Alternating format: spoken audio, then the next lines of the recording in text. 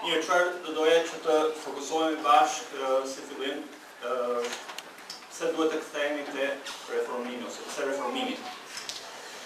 Dhe siç e përmendi pak Willi më herët, këtë vit në 500 vjetorin e reformimit të Kishës, Konferenca Fjala dhe Konferenca Varinve janë bashkuar së bashku, pra mbledhur së bashku, mësojmë mbi historinë, rëndësinë dhe mësimet kryesore të reformimit. Por pyetja që dëshirojmë që të shtrojmë së bashku në seancë të parë është kjo. Pse është e rëndësishme që ne të kthehemi te reformimi i Kishës? Pse duhet të kthehemi patjetër me 500 vjet mbrapa? Edhe ndërkohë që ne jemi mbledhur këtu, ndërkohë që po afrohen në fakt koha e 500 vjetorit të reformimit, her pas here shikonim në një postim në Facebook. Facebooku është bërë goxha më i përhapur se duket se çdo gjë tjetër. Edhe vura re më troi që më vjen një postim dikujt që po thonë diçka lidhur me 500 vjetorin e reformimit, po fliste për reformimin. Edhe vura re kundërshtimin e disave në lidhje me reformimin. Edhe në këtë diskutim njëri prej tyre thotë, ne kemi Jezusin, kemi dhe fjalën e Perëndis, çfarë na duan reformatorët. Edhe reformatorët sigurisht me ata kishin fjalën për disa nga personat kryesorë të reformimit, si Martin Lutheri dhe John Calvini, dhe të thoshin, ata kanë bërë këtë dhe atë nuk ja blen të merremi me ata. A kemi vërtet diçka që ne mësojmë nga reformimi dhe nga reformatorët? Por të thojë gjithashtu që në kohët e fundit, jo vetëm kaq, jo vetëm kam dëgjuar nga persona personalisht, kam lexuar edhe në vende të ndryshme, që thonë që reformimi ishte një tragjedi, sepse në fakt solli ndarjen e Kishës. Në fakt kjo është një pikpamje që po fiton terren gjithmonë më shumë, madje edhe në mes të krishterëve mbjellor. Dhe çfarë do të thonë është që ne duhet të fokusohemi te uniteti, dhe nëse ne kalojmë kohën duke konsideruar për çarjet dhe ndarjet, ne po mëkatojmë në fakt. Edhe para 50 vjetësh, Martin Lloyd Jones, një predikues i njohur anglez, në një adresim mbi 450 vjetorin e reformimit, paralajmëron fakt të njëjtën gjë, dhe ai thotë kështu: mjerisht ka një rritje opinioni në qarqet protestante që thotë në mënyrë të hapur dhe të paturpshme që reformimi protestant ishte një tragjedi dhe është puna jonë të harrojmë sa më shpejt të jetë mundur dhe të bëjmë gjithçka të mundshme për ta shëruar pra atë ndarje, në mënyrë që ne përsëri të jemi me Kishën e Romës dhe përsëri do të ketë një kishë të madhe botërore. Çfarë Martin Lloyd Jones pak paralajmëron para 50 vjetësh ose më shumë, ose saktë 50 vjet, i vjen 1967 kur e ka mbajtur këtë ligjërat. Edhe mendoj çfarë ai paralajmëroi para 50 vjetësh vazhdon të bëhet edhe më i fortë, një opinion më i madh dhe që po fiton terren më të madh në ditën e sotme mes kishave protestante, dhe duket sikur nuk është një problem i madh bashkëpunimi me Kishën Katolike apo me Kishën Ortodokse, nuk është vendi këtu që unë të merrem, se nuk kemi asgjë me ta personalisht, por çështja është shumë kisha protestante flirtojnë dhe bashkëpunojnë me Kishën e Romës dhe Kishën Ortodokse. Shumë kisha protestante thonë që Kisha e Romës dhe Kisha Ortodokse në fakt kanë ndryshuar. Ato janë njerëz të këndshëm, nuk janë më njësoj siç ishin atëherë. Shumë kisha ose nuk e din ndryshimet që ekzistojnë midis Kishës së Romës, pra Kishës protestante me Kishën e Romës, ose nuk u bën përshtypje sepse në mendjen e tyre uniteti është më i rëndësishëm se çdo gjë tjetër. Zëri i afrimit në fakt i bashkëpunimit po rritet dhe po bëhet gjithmonë më fuqishëm. Dhe çfarë duket në fakt, ajo çfarë zbuluan reformatorët, çfarë ta besuan dhe çfarë vdiqën, duket se nuk ka rëndësi më në ditët e sotme aq shumë. Duket sikur zëri i reformimit ka një tendencë që disa thonë që t'ia shuajnë zërin e reformimit sa më shpejt të mundur. Ne kemi nevojë për unitet. Ne kemi nevojë për një kishë që të flasë me një zë ndaj botës. Dhe kjo më shumë gjasa, sepse kam frikë që kisha protestante dalë nga dalë në 100 vitet e fundit, siç nuk është vetëm mendimi im, por në çfarë më ka lexuar në predikues të njohur, teolog të njohur, në 100 vitet e fundit, kisha protestante po predikon një ungjil të ngjashëm me atë çfarë beson dhe predikon Kisha e Romës dhe Kisha Ortodokse. Pavarësisht se çfarë ta kisha thonë që besojnë dhe predikojnë. Por pyetja prap shtrohet për ne, pse është i rëndësishëm për ne, pse është e rëndësishme për ne të kthehemi te reformimi. Dhe në lejoni të shkojmë së bashku pak tek Hebrejve kapitulli 13, vargu 7, edhe autori i Hebrejve na thotë diçka vërtet interesante që na ndihmon neve në fakt pse ne duhet të kthehemi te reformatorët, reformimi. Pra, Hebrejve 13:7 thotë kështu. Autori shkruan: Kujtoni të parët tuaj që u shpallën fjalën e Perëndis dhe duke çmuar rezultatin e sjelljes së tyre, merrni si shembull besimin e tyre. Pra vini re. Ne duke kujtuar reformatorët dhe mësimin e tyre, ne mësojmë prej tyre, imitojmë ata dhe riprodhojmë shembullin e tyre për këtë brez. Vazhdojmë të jehojmë të njëjtin ungjil, të njëjtin mesazh, edhe shembullin e tyre. Por një arsye tjetër që ne kthehemi dhe duhet kthehemi në fakt te reformimi dhe mësimi i tyre, mësimi i reformatorëve, është që ne të shqyrtojmë në fakt veten tonë.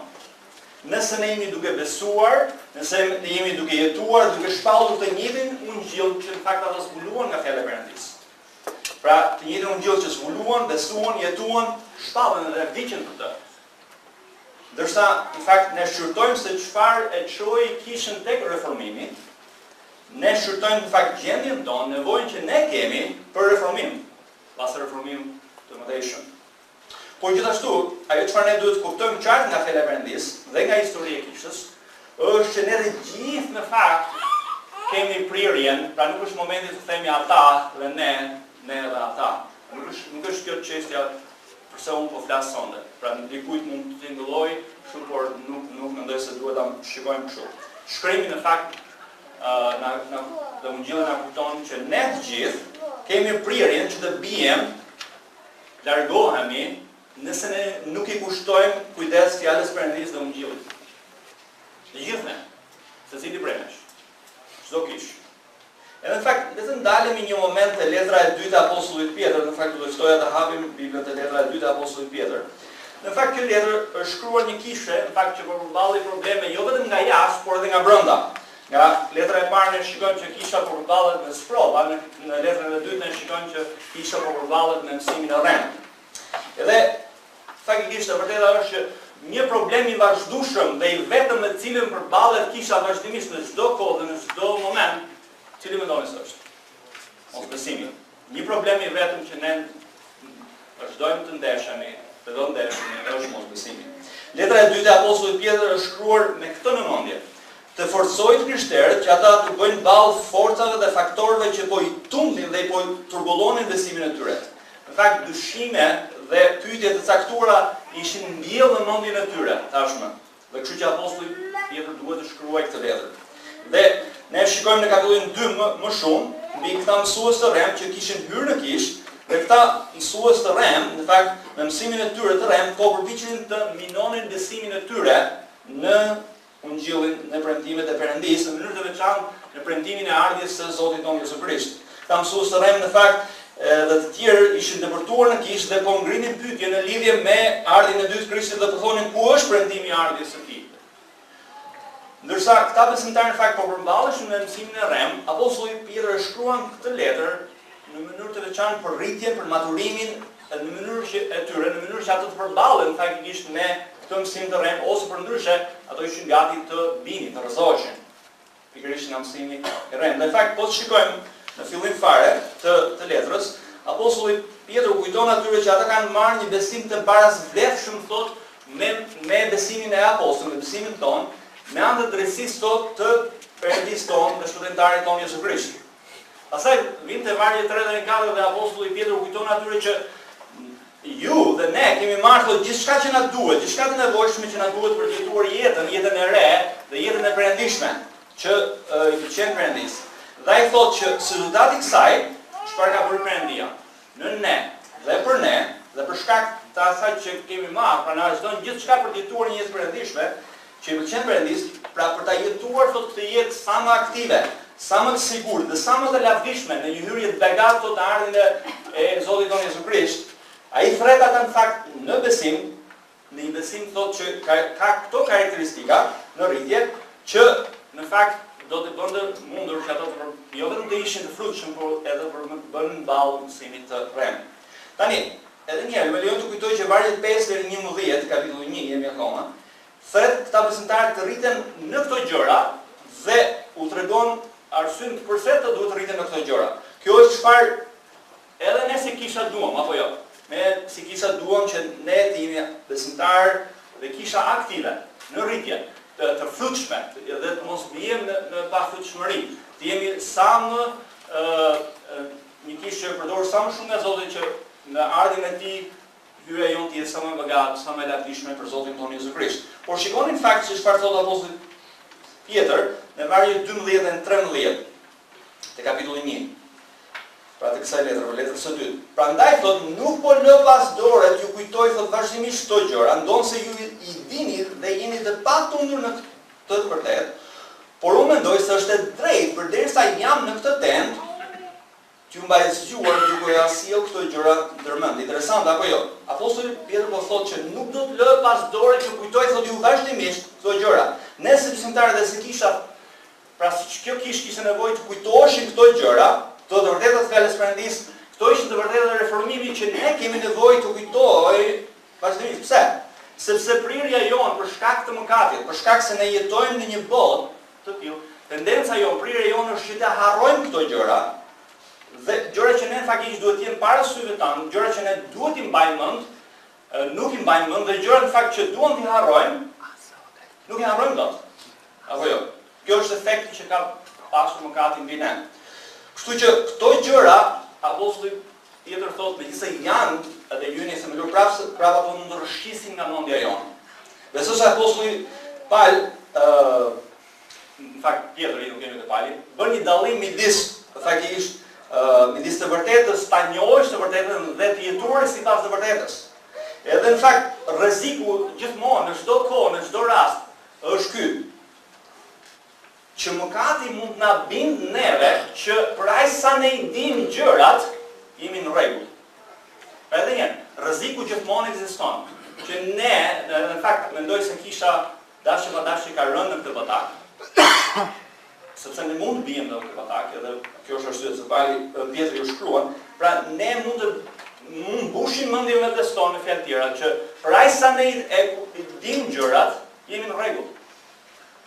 Ne besojmë se njohja e gjërave është njësoj si praktikimi i tyre. Por në fakt apostulli Pjetër thotë jo. Jakobi në fakt 4:17 na kujton kështu, ai pra që i di të bëjë të mirën dhe nuk e bën, ose di të bëjë mirë, bën mëkat. Pra nuk qëndron çështja tek njohuria, qëndron çështja tek çfarë ne bëjmë në realitet.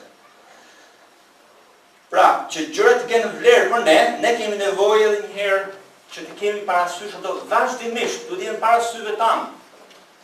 Kështu që kthimi ynë tek reformimi nuk është thjesht të kthehemi te reformimi. Edhe thjesht të shikojmë të kaluarën, thjesht për të parë të kaluarën. Por që të vërtetat që ata zbuluan, të jenë të vërtetat me të cilët ne i kemi para syve tonë gjithmonë, dhe nëse ka diçka që na kujtojnë reformatorët, nëse ka diçka që na mësojnë pak reformatorët, është që ne duhet të kthehemi vazhdimisht në mënyrë të vazhdueshme te fjala e Perëndis dhe të themelojmë jetën tonë, kishat tona, shërbesën tonë, praktikën tonë, gjithçka mbi fjalën e Perëndis dhe vetëm mbi fjalën e Perëndis dhe mbi ungjillin që na zbulohet në fjalën e Perëndis. Dhe në fakt, i gjithë debati dhe gjithë korniza, shtrati në cilën u bë reformimi ishte në fakt çështja kryesore kush është autoriteti përfundimtar. Megjithse Martin Lutheri e nisi debatin në lidhje me çështjen e shpëtimit me anë besimit, në fakt gjithë debati u bë çfarë thotë fjala e Perëndis. Edhe në ditën e sotme mendoj që ky është themeli që në mënyrë interesante është praktikisur dhe përpiqen të ndërtohet kisha, të ndërtohet jeta mbi mençurinë dhe diturinë e njerëzve të kohës. Në vend që të ndërtohet mbi fjalën e Perëndis, apo të ndërtojmë jetën dhe shërbesën sipas filozofisë së botës, në vend që të ndërtojmë sipas shërbesës, sipas fjalës së Perëndis. Pra, çfarë kemi parë në fakt, dhe thash pak më sipër, në 100 vitet e fundit, është që kisha është kthyer dhe larguar vazhdimisht tek fjala e Perëndis. Dhe tendenca jonë përsëri është që të largohemi nga fjala e Perëndis dhe ta ndërtojmë jetën tonë dhe shërbesën tonë dhe jetën tonë mbi gjërat e kohës dhe jo mbi themelin e patundur të fjalës Perëndis. Apostulli Pjetër në fakt po thotë që ata i dinë këto gjëra dhe janë themeluar në të vërtetën, por përsëri ai thotë që unë do t'ju kujtoj atyre, do t'ju kujtoj thotë vazhdimisht. Madje vargu 13 thotë që është e drejtë për mua, thotë për aq sa unë jam në këtë temë, për aq sa unë jetoj, duhet të mbaj gjallë thotë në mendjet tuaja këto të vërteta, duhet t'u kujtoj edhe në fakt si ata edhe ne kemi nevojë në fakt që të kujtojmë vazhdimisht këto të vërteta. Arsyeja si dhe pse ra kisha para reformimit në atë gjendje është e lidhur me gjitha gjërat që është lidhur dhe koha jonë, në cilët ne duhet kemi kujdes vazhdimisht, në gjërat që ne duhet kujtojmë vazhdimisht vetes. Le të mos themi që ne nuk mund të bijem, sepse apostulli Paul në fakt na kujton, prandaj që mendon se qëndron, le të shohë se mos bjerë. Në fakt, zëri për nga nesh, siguria në Krishtin nuk do thotë që ne flen gjumë. Apo jo? Apostulli Pjetër përsëri shikoni vargjet më tutje në vargun 14 dhe 15 thotë kështu, duke ditur se së shpejti më duhet ta lë këtë tendën time, pra ai po flet për vdekjen e tij, sikur ma tregoi Zoti ynë Jezu Krisht, por do të kujdesem thotë që edhe pas largimit tim, ju mund të kujtoni gjithnjë këto gjëra. Pra dini, apostulli Pjetër po thotë që ju në mënyrë të vazhdueshme keni nevojë që t'ju kujtohen vazhdimisht të keni parasysh në mendjet tuaja këto gjëra. Të kthehen këto gjëra në mend që të jetojmë sipas tyre. Pra se është një gjë ta dish diçka, është një gjë tjetër të dish si ta jetosh atë që di. Ideja është se këto të vërteta nuk janë të vërteta që thjesht ne besojmë që i kemi, sepse ne thjesht pranojmë që janë të vërteta. Pra, apostulli Pjetër nuk po thotë, ose nuk po thotë thjesht se ju pranoni këto të vërteta, ju jeni në rregull. Pra, dikush nga ne mund thotë, po, jam plotësisht dakord me të gjitha këto gjëra, i besoj, pranoj ato, jam në rregull, secili prej nesh mund të thotë. Por apostulli Pjetër thotë jo. Ai thotë, ju keni nevojë vazhdimisht që të kujtohen këto të vërteta, dhe unë thotë të vazhdoj t'ja kujtoj, thotë, sa jam gjallë dhe mbasi largohem, po e kishte lënë me letër. Edhe na ka lënë edhe ne. Në fjalë tjera, çfarë do thotë kjo? Disiplina e krishterë kërkon që ne duhet kujtojmë vetes këto gjëra në mënyrë të vazhdueshme, gjëra të caktuara, gjëra të bazë të jetës krishtere, gjëra të bazë të ungjillit, domethënë edhe që në fakt janë gjëra të bazë në cilën fliste dhe vazhdon të flasë reformimin e ditës së sotme. Pra, ajo çfarë ne duhet kuptojmë është kjo, në momentin që ne kemi pranuar Krishtin, ne mendojmë se, jemi në rregull. Por ne duhet në mënyrë të vazhdueshme ta stimulojmë mendjen tonë në mënyrë të përditshme që të kujtojmë të vërtetat e ungjillit dhe në mënyrë të përditshme ne jetojmë me Krishtin.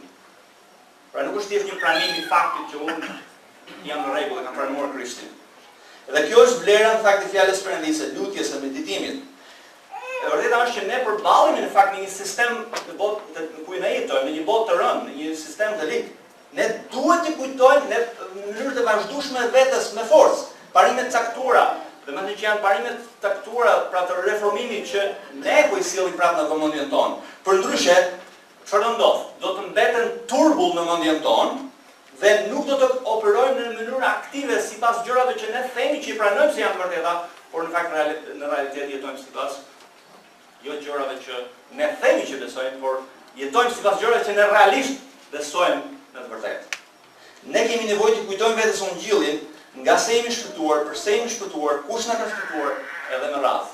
Në mënyrë të vazhdueshme, ne kemi nevojë të qëndrojmë në gjërat themelore, besojmë gjërat themelore, të jetojmë sipas tyre, të predikojmë gjërat themelore. Tundimi ynë i vazhdueshëm në çdo kohë, siç përmendi edhe Willi, është në çdo pres, është që të largohemi nga të vërtetat bazë, duke mos i besuar Perëndis, por duke besuar botës, dhe jepimi mbas këtyre gjërave të reja, se këto gjëra janë më të mira, ose në mençuria e botës. Prandaj ne kemi nevojë të kemi në mendjen tona vazhdimisht të vërtetat e reformimit. Të kujtojmë të vërtetat e ungjillit që ata zbuluan nga fjala e Perëndis. E njëjta pra betejë vazhdon në ditët e sotme. Pra ideja është që shkaqet që quhen kishën të reformimit Dhe të vërtetat që zbuloi reformimi duhet të jenë vazhdimisht në mendjet tona, vazhdimisht duhet të jenë përpara syve tona, këto kanë, që të mos rishqasim dhe njëkohësisht të jetojmë sipas të vërtetës që ne zbulojmë në fjalën e Perëndisë. Por shikoni më tutje, vinte vargje 16 dhe 18, apostulli Pjetër ju kujton edhe një herë besimtarëve çfarë ai u ka predikuar, u ka shpallur fuqinë thotë e ardhjen e Zotit tonë Jezu Krisht. Dhe ai nuk kishte predikuar thot pralla sajuara me mjeshtri, por thot çfarë? Ai kishte parë në sytë e tij. Pra ishte një dëshmitar okular i të gjitha gjërat që ai fliste. Megjithatë, shikoni çfarë thot apostulli Pjetër në vargun 19. Megjithatë, ne kemi diçka më të vërtetuar, diçka më të sigurt, thotë që ne cilës duhet i kushtojmë kujdes. Dhe që kjo është çfarë na thret reformimi. Çfarë na thirrri apostulli Pjetër që atëherë. Edhe ai thotë, ne kemi edhe më të vërtetuar fjalën profetike, të cilën bëni mirë, thotë çfarë? Fjalën profetike, çfarë bëjmë me fjalën profetike? Çfarë duhet bëjmë me shkrimin e shenjtë? Thotë, të cilët bëni mirë të kushtoni kujdes, dhe ka fjalën të kushtoni kujdes në mënyrë të vazhdueshme, sepse ajo u ka thënë tashmë, të vërtetat që unë po ja sjell vazhdimisht në mendjet tuaja. Dhe ai thotë duhet të kushton kujdes, si një kandil që ndriçon në një vend të errët derisa të zbardh dita dhe ylli i dritës të lindë në zemrat tuaja. Apostulli Pjetër po e thret kishën edhe një herë të kushtoj kujdes fjalës Perëndisë. Kjo është në fakt çfarë na thotë reformimi, apo jo? Themeli me cilën mund të ndërtohet kisha është fjala e Perëndisë, dhe është Ungjilli.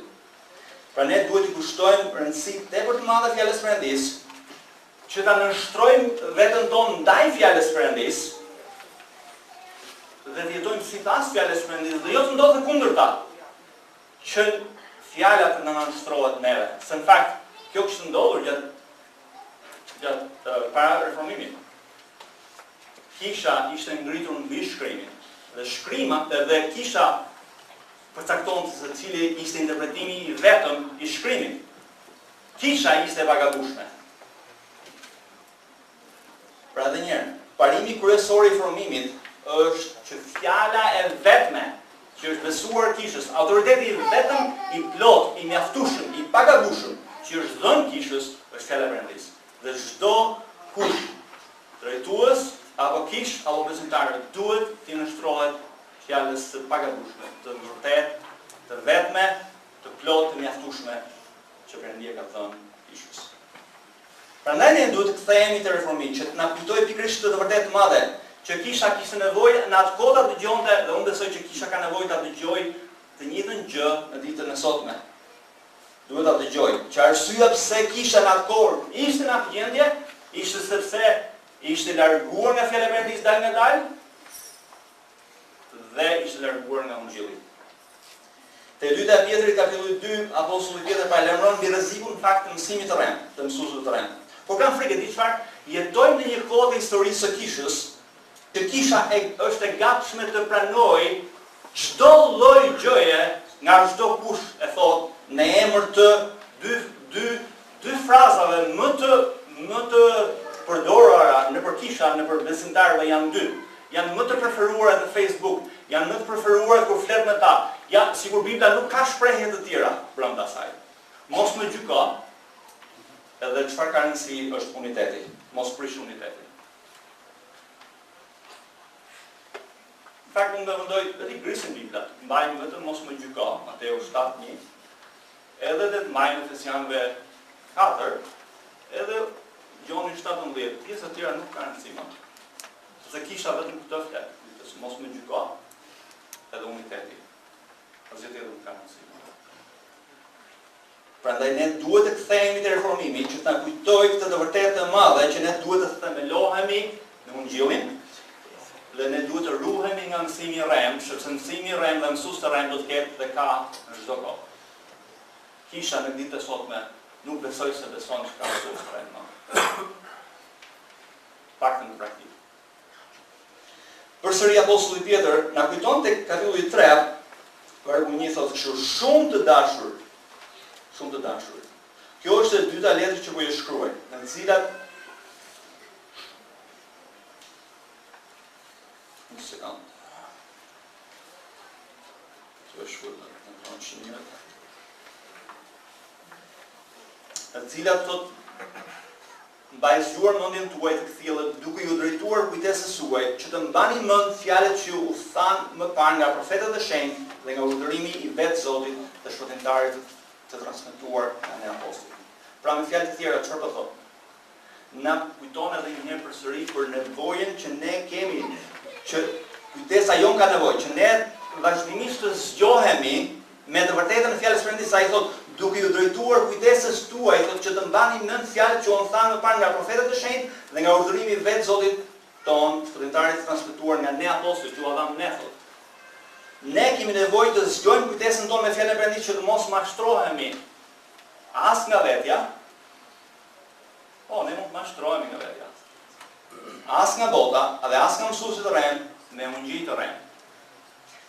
Nëse ne nuk zgjojmë kujtesën, nëse fjala e Perëndisë nuk është në mënyrë të vazhdueshme në mendjet dhe në zemrat tona, nëse ne nuk po jetojmë sipas fjalës së Perëndisë, rreziku gjithmonë është që ne do të rrshqasim. Fjala e Perëndisë duhet të jetë vazhdimisht si një llampë në këmbët tona dhe një dritë në shtekun tonë. Kështu na kujton psalmisti. Ai thotë në mënyrë të vazhdueshme, pra nuk thotë një herë, fjala e Perëndisë është një llampë në këmbën time dhe një dritë në shtekun tim. Por çfarë na kujtojnë reformatorët? Reformatorët na kujtojnë që kishte humbur rrugën, pse? Sepse po ecte pa dritën e fjalës Perëndisë në një botë të errët të mëkatit. Po ecte në fakt pa dritën dhe pa fuqinë e fjalës Perëndisë. Dhe pastaj kishës ju desh në vend të fuqisë së fjalës Perëndisë, mori fuqinë e shpatës. Ne nuk mund të ecim të sigurt dhe pa urrëzuar në vështirë në një dritë, në një botë të rënd të mëkatit, pa dritën e fjalës Perëndisë. Është një gënjeshtër që ne do të besojmë nëse ne mund të jetojmë pa fjalën e Perëndisë. Prandaj reformimi është i rëndësishëm që të na kujtojë neve përsëri themat të mëdha, këtë vërtet të madhe. Pra reformimi dhe reformatorët na mësojnë që kisha ka nevojë të shqyrtojë veten vazhdimisht. Sipas fjalës së Perëndisë, nëse doktrina, nëse çfarë ne besojmë, në çfarë ne praktikojmë, në çfarë ne predikojmë përputhet me fjalën e Perëndisë, me ungjillin e Jezu Krishtit. Ne kemi nevojë të shqyrtojmë veten tonë sipas fjalës së Zotit dhe ungjillit. Ne kemi nevojë të shqyrtojmë nëse po besojmë, jetojmë dhe predikojmë ungjillin që predikuan dhe zbuluan reformatorët. Gjithashtu një arsye e mirë pse është e rëndësishme të kujtojmë reformimin, është se reformimi jo vetëm na kthen tek fjala e Perëndisë, por na kujton se çfarë thotë fjala e Perëndisë. Na kujton neve në fakt një vërtetë që të madhe, që kisha që nga fillimi i saj kishte nevojë për reformim.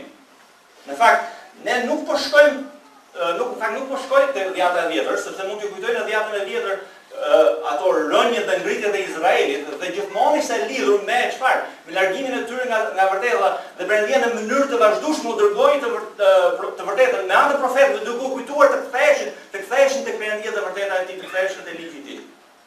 Por le të qëndrojmë te dhjata e re. Le të shfrytëzojmë minutën e fundit te dhjata e re. Që në fillim të dhjatën e re çfarë shikojmë? Shikojmë që kishat kishin nevojë për reformim. Kishte tendencë të vazhdueshme largimit nga e vërteta, largimi nga ungjilli. Për shembull, ne shikojmë kishën e Korintit. Problemet nga më të ndryshmet që shikojmë te kisha e Korintit. Edhe një kishte, edhe jo të them diçka, vëllezër. Nëse ndonjë nga ne këtu mendon që ose unë, nuk ka rëndësi. Unë mendoj që kisha e Hirit është kisha më e mirë këtu apo kjo kishë është në rregull, çdo gjë është në rregull, nuk ka më budalla se sa unë.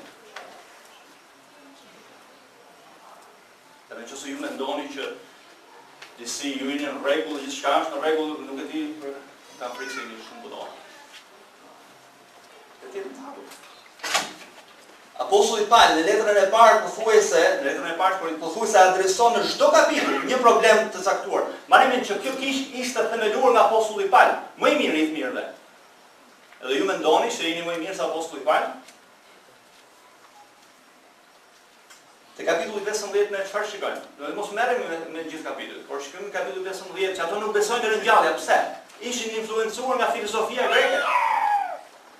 Pastaj te 2 Korinthës shikojmë apostujt të rrem me mësimin e rrem, se si i fret në pendim, pra i fret të ungjillit, i fret të vërtetë dhe si të jetojnë sipas ungjillit, në fund merret përsëri me apostujt e rrem.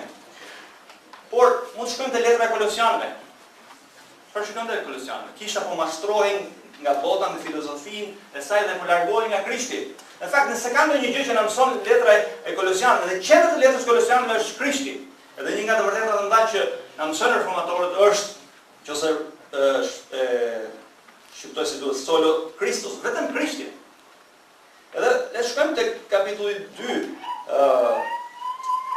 vargu 4, Kolosianëve 2:4, dhe ai thotë kështu: "Dhe po ju them këtë, thotë, që askush të mos ju gënjej me fjalë joshse, ashtu si e keni marrë Krishtin Krishtin Jezus Zotin, ashtu pra ecni në të, duke pasur rrënjë dhe duke ndërtuar në të, duke u forcuar në besim, ashtu sikurse ju mësuam, duke u mbëshulluar në të me falënderim. Tregoni kujdes, thotë, shikoni thotë, tregoni kujdes, si mendoni?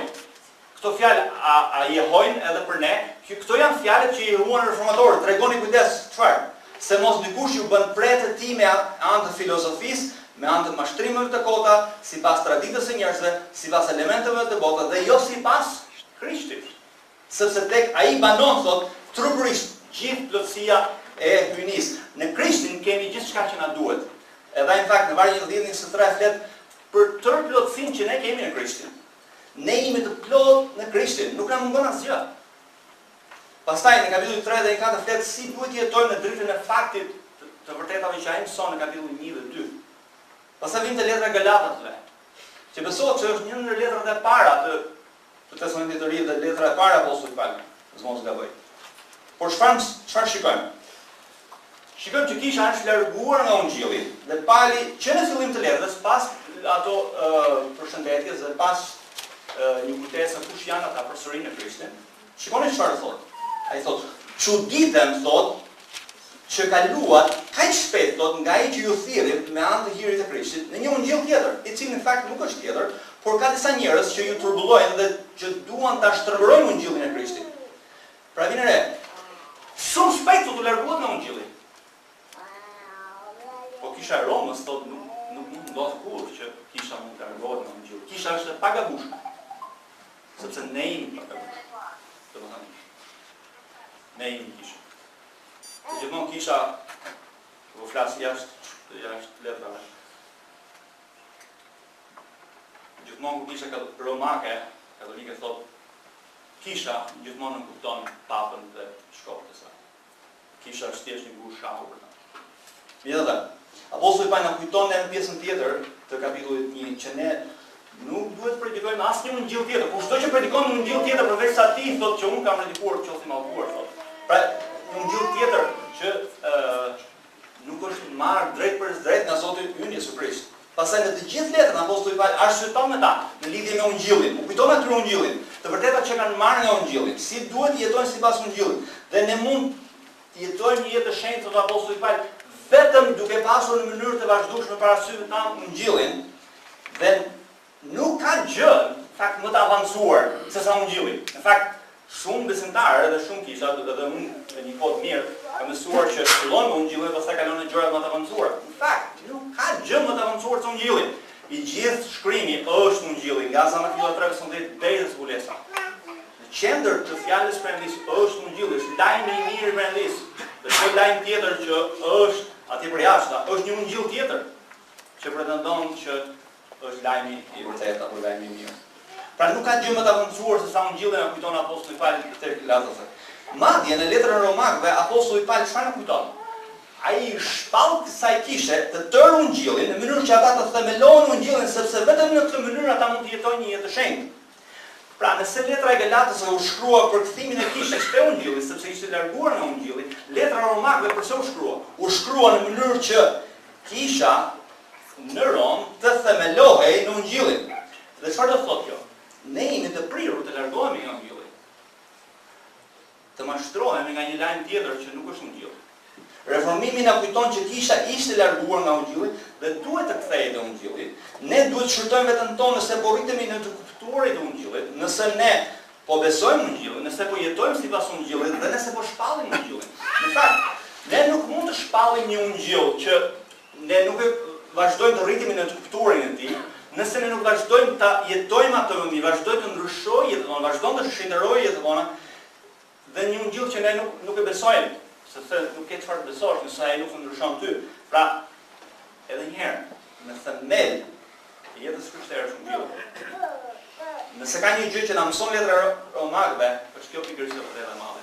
Ne duhet të themelohemi në ungjillin. kisha duhet të themelohet në Ungjillin, sepse kisha ka prirje të largohet nga Ungjilli.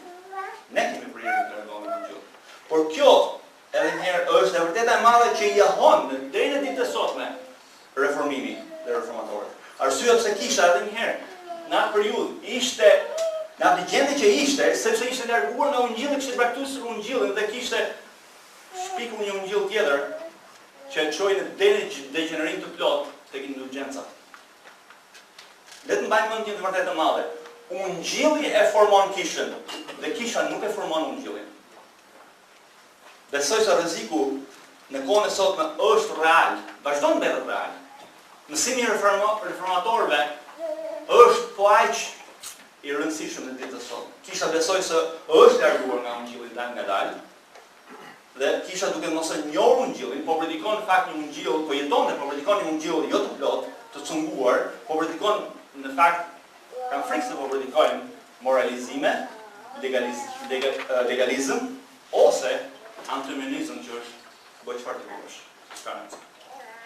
Prandaj thirrja e fjalës së Zotit dhe reformatorëve që zbuluan Ungjillin nga fjala e Perëndis është që ne duhet të thellohemi, rritemi në besimin e Ungjillit, të jetojmë dhe shpallim pikërisht këtë Ungjill.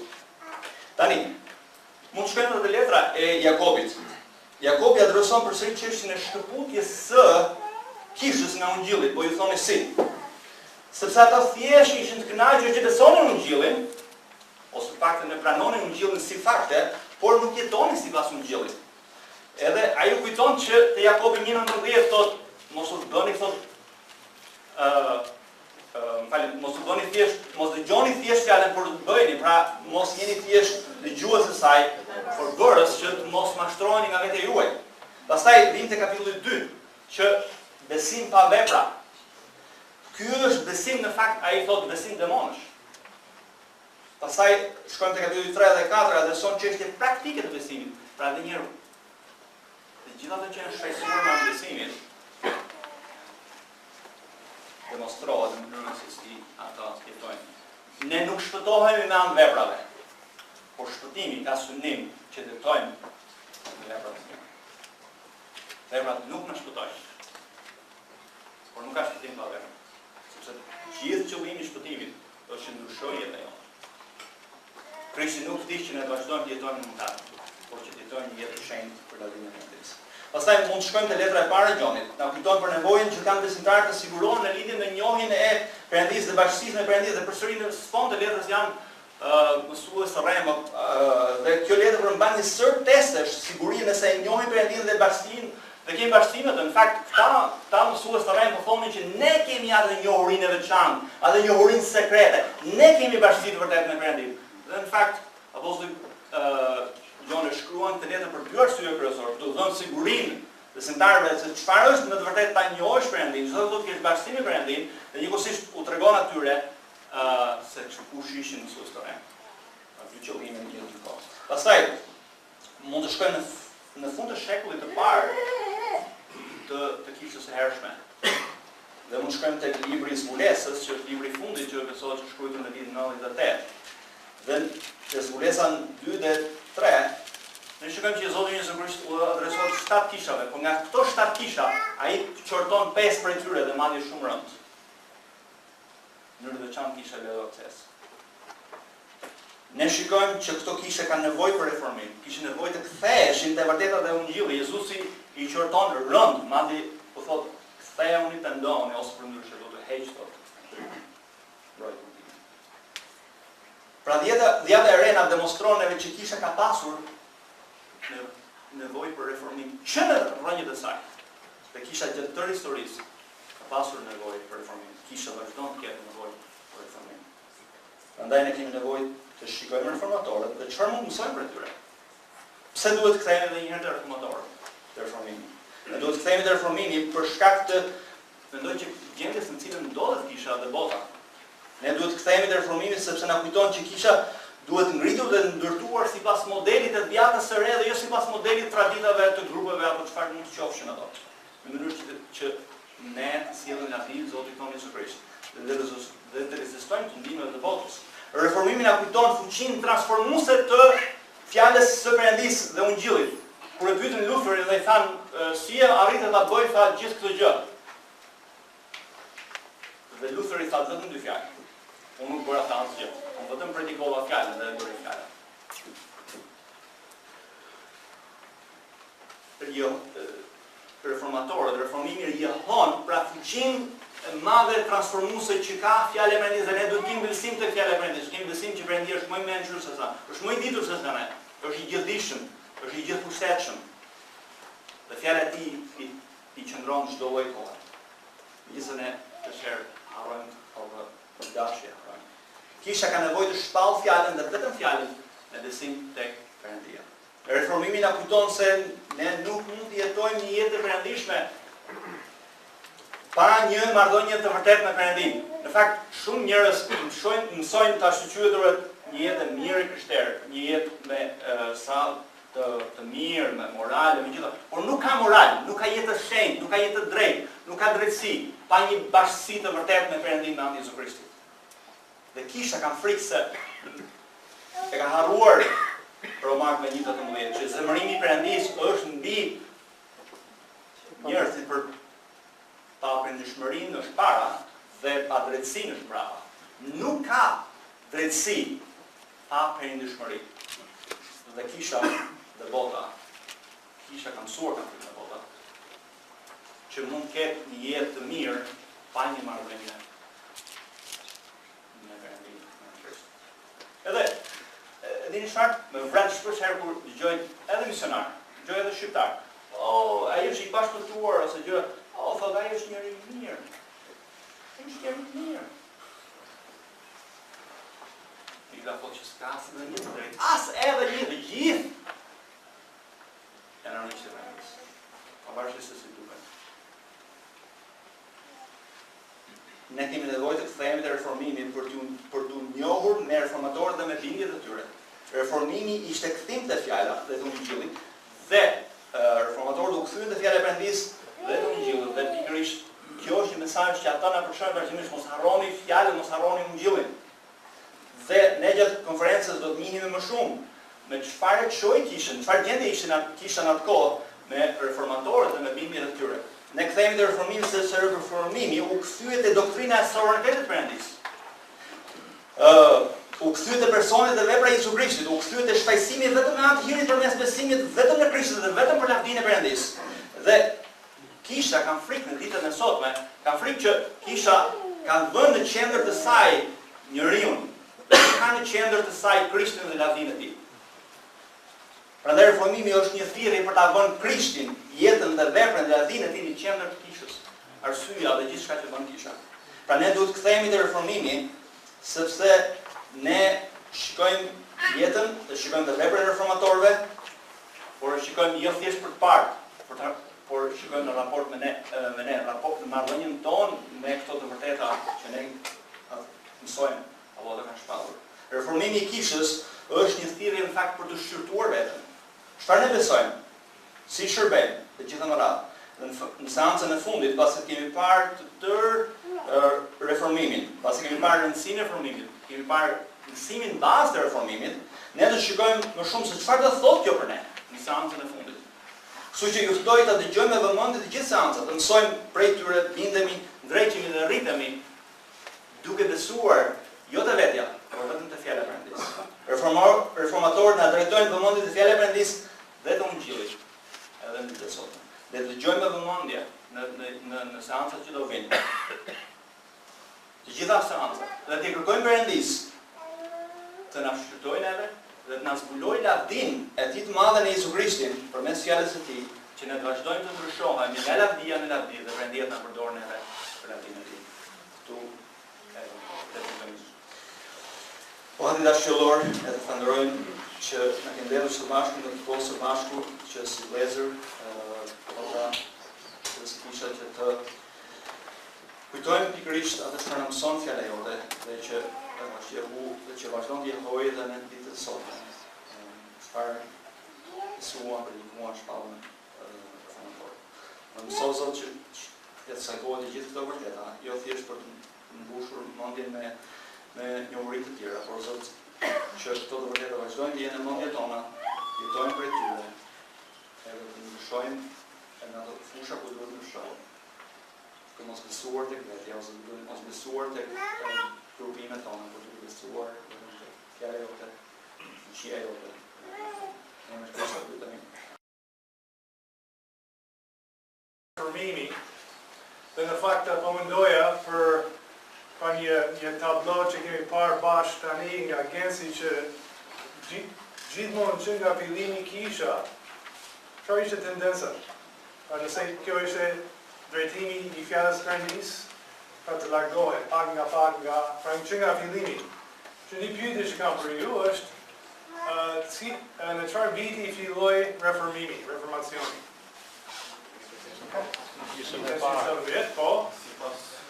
Po. Zyrtarisht, por mund të themi në fakt filloi në vitin 45, por mendohet që u shkrua letra parë e vjatës së re. Keni menduar ndonjëherë pse i kemi gratë në re? Një arsye, jo e vetmi arsye, por një arsye është sepse kishte nevojë për reformim, që nga fillimi.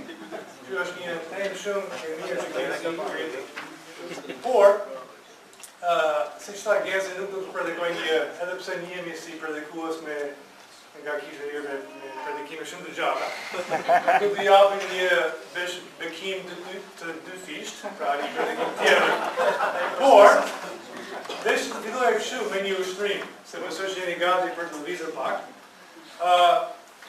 Mendoni për momentin kur keni dëgjuar Ungjillin për të parë, ose për Biblën. Mendoni për ata moment. Tani, ju që keni dëgjuar nga një misionar apo person britanik, ose jeni vet britanik, se disa për mësëtyrëve janë vet, ngrihen në kam. Pra ju që keni dëgjuar nga mesazhin Ungjill nga një anglez, do të veçoj skocezën. Pra ju që keni dëgjuar nga misionar britanik, mund të ngrihen në kam. Ose vet jeni anglez, either British, not Scottish, but British or Irish, you can stand up. Okay? I think, Sean, you're British, right?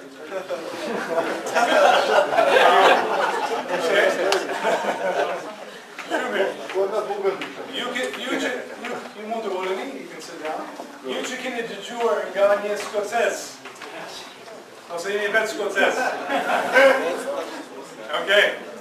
Pra ju që keni dëgjuar nga italianët, mund të ngrini këmbë. Ska fare. Ska fare. Okej. Ose holandezët mund të përfshin gjithë Europën, ju që keni dëgjuar nga një misionar tjetër, pra nga Europa, në përgjithësi. Mund të ngrini këmbë.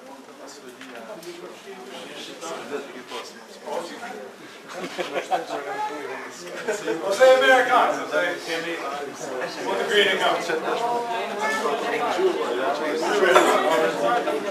Edhe kemi dy vëllezër nga Korea e Jugut, ju që jeni nga Korea e Jugut, apo keni dëgjuar mesazhin tjetër nga një misionar korean. Okej, shumë mirë. Pse kemi bërë këtë? Sepse edhe mund të ktheheni tek harta që keni, edhe është në ekran, është më e bukur në ekran, është në ngjyrë. Ja. Edhe vjesh, nuk është më e bukur.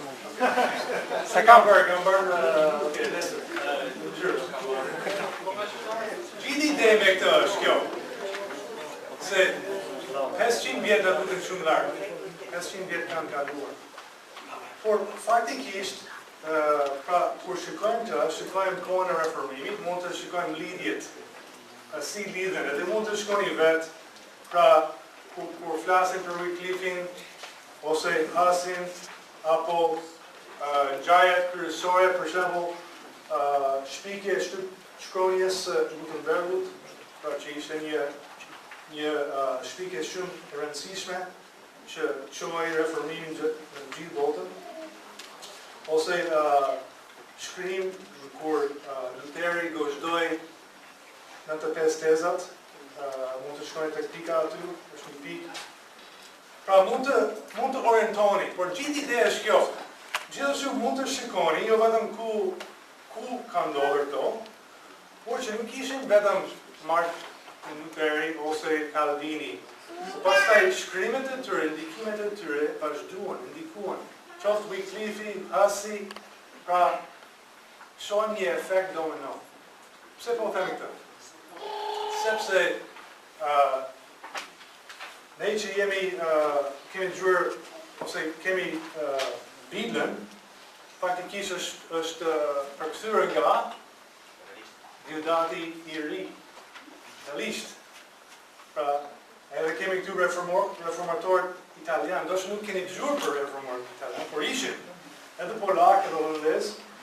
Pra ne që kemi dëgjuar për një vjetor tjetër që kemi festuar, pra që kanë kaluar 200 vjet, që nga momenti kur shoqëria britanike, biblike, nisi idenë që të përkthehej Bibla në gjuhën shqipe. Vjetorit, po, vini në shkollë. Pra ne të gjithë, kjo është ide që po them të Dylan Carney, pastaj do vi Willie. Pra që të gjatë gjithë kësaj kohe të mendojmë këtë. Unë jam birë i Reformimi. Pra ju që keni dëgjuar Ungjillin nga anglezët, janë anglezët që nga puritanet ose reformatorë që ishin anglezë, pastaj quhen vajtën Amri, Noksi që do të mësojnë për Noksin, ai filloi ose themeloi kishën për luterane, pra që kemi nga Korin e Jugut. Pra jemi të lidhur me reformatorë, pra jemi trashëgimtar të reformimit, me të gjithë, edhe pse kanë kaluar 500 vjet. Ndoshta sa për ju keni trashëguar një tokë, një pasuri nga prindërit apo gjyshrit. Një shtëpi, një apartament, diçka.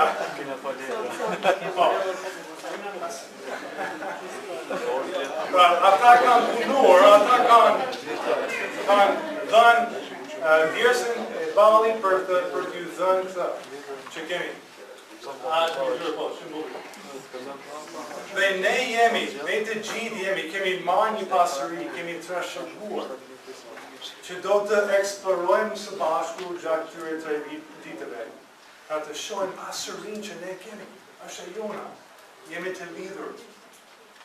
Pra edhe pse përmes shumë brezëve, jemi të lidhur me reformatorët dhe shpresoj që kjo hartë mund të na orientojë, ndërsa vazhdojmë të mësojmë nga filli. Phil Whitdeep që ka ardhur, welcome Phil. Edhe do vi Wayne Knowles që do të fosi tjetër duke ardhur tani.